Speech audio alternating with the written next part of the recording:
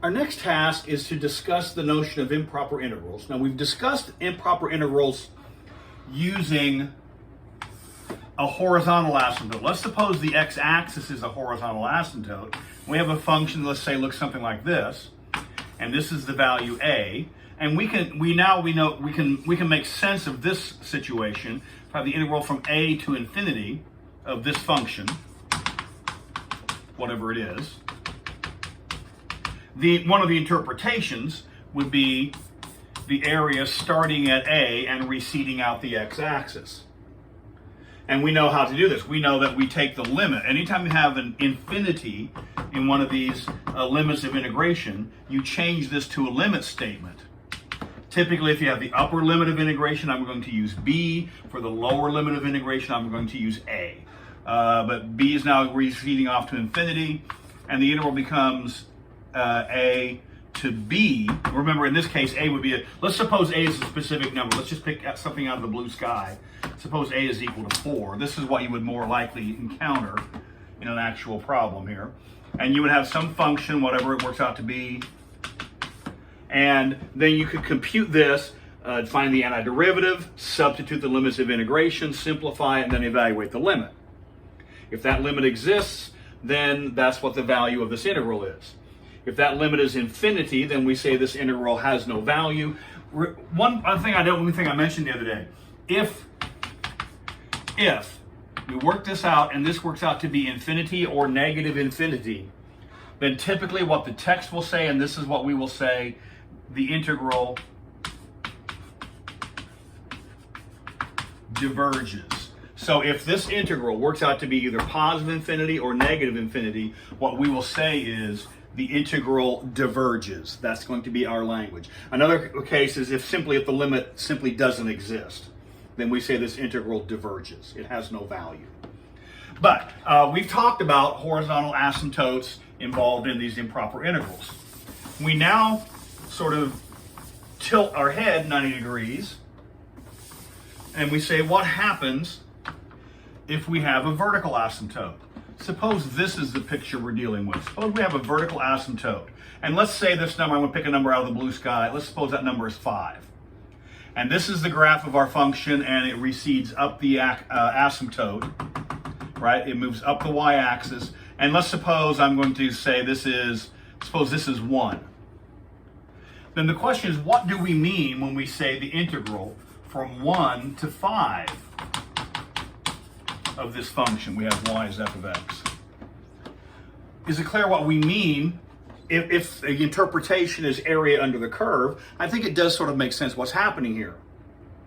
We're going to start at 1 and then accumulate more and more of this area, and we want to find all the area between the graph of the function and the vertical asymptote. That's the intent that we mean here. The problem is this, if we just substitute in, we're going to have problems because this function is not defined at 5. If the function is not defined at 5, its antiderivative is not going to be defined at 5. And if the antiderivative is not defined at 5, then we can't substitute the upper limit of integration and evaluate because we're not going to get a value. However, it is possible that this area might be finite. There might actually be a finite result here. It might not. It might diverge, as we've talked about before. But it might be finite. And so we need to talk about a mechanism for handling this. Well, anytime an infinity is involved, and with a vertical asymptote, certainly infinity is involved. Anytime infinity is involved, in mathematics, we handle that notion with a limit. And so the idea is this. If we take the limit, if it's the upper limit of integration, the variable I'm choosing is b. If this had been the lower limit of integration, the variable I choose is going to be a. I will choose b for the upper, a for the lower. I'll do that every time. As b goes to 5 of the integral from 1 to b, f of x dx. Now there's one small detail I've left out, but I'm going to put that in just a bit. But this is the idea. If we choose values, look, if we choose values on the x-axis, that get closer and closer and closer to 5.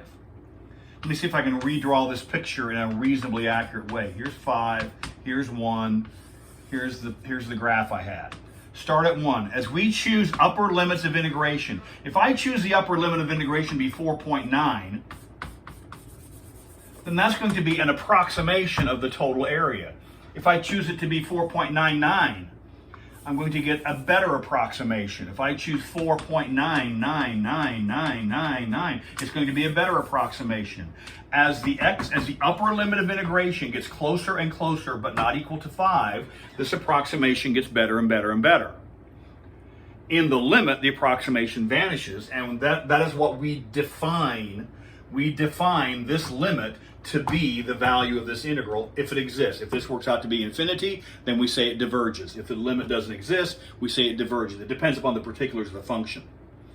But that's what's happening. Now, one other detail is this. When I'm taking these values of the upper limit of integration getting closer and closer to 5, I may not, you see what I'm choosing? I'm choosing 4.99, 4.9999, 4.999. I'm not allowed to choose 5.001 because as soon as I choose that, I'm crossing over this vertical asymptote, and that is not allowed. The antiderivative doesn't exist at the vertical asymptote. And so when we do this process, this is the detail I said before that we left off. In order to make this process valid, we're approaching 5 only using values less than 5. We're approaching 5 from the left. This must be a one-sided limit. And the thunder's going on outside to make sure that you're getting this down. This needs to be a one-sided limit. Notice, if it's the right endpoint, this is a little confusing for students, but if you get off on the right track at the start, it's not that big of a deal. If you're going to the right endpoint, the upper limit of integration, you only approach from the left. If it's the right-hand endpoint or the right-hand edge, you approach from the left. In a different problem, the vertical asymptote is at 1, and we're approaching this way. Notice, if you're approaching the left endpoint, the lower limit of integration, if you're approaching the lower limit of integration, you only approach from the right. If you approach the upper limit of integration, you only approach from the left. It's opposite.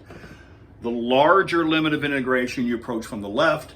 The lower limit of integration, you approach from the right. So if this is B, this needs to be negative. In a different problem, if this is A going somewhere, this needs to be from the right. Other than that, the process is same as before. Evaluate the antiderivative, substitute upper limit minus lower limit, simplify if you need to, evaluate the limit, and if your answer works out to be 7, then that's the value of this integral.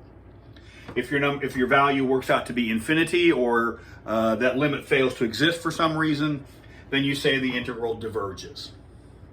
But that's the procedure. Anytime there is a vertical asymptote, again, the thunder is going outside, so you know I'm serious. Anytime you're approaching a vertical asymptote, you need to convert that to a limit statement.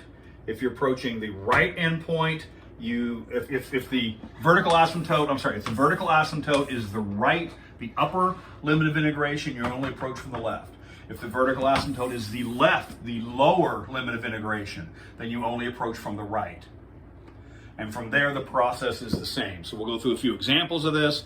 I think it becomes pretty straightforward, and this should be pretty well within your comfort zone.